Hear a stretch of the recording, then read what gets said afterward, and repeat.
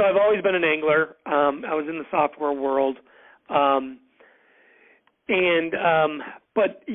am not a fishing pro by any means.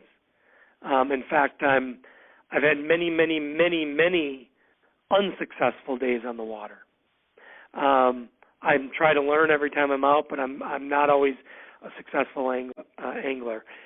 And that frustration finally came to a head to me a few years ago. For about half a year, I was planning a week-long fishing vacation on a lake called Rainy Lake in northern Minnesota.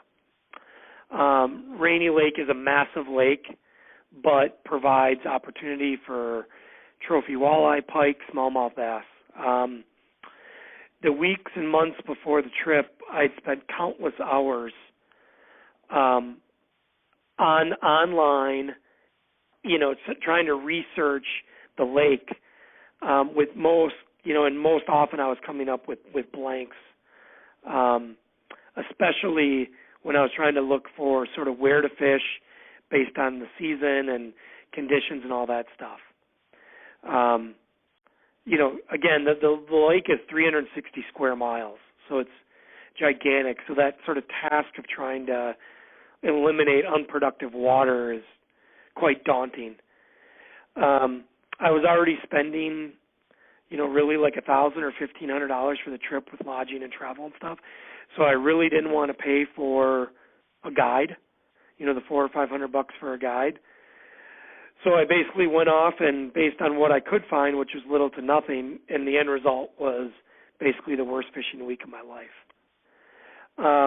On my drive home, my 9-hour drive of shame, as I like to call it, back to Madison, I thought to myself, there really had to be a better way. I knew that some of the reasons I couldn't find meaningful info was because there wasn't a way in the current, information sites that were out there for, secretive anglers to selectively share information. And I also knew that there was limited forums for consuming sort of location-based information.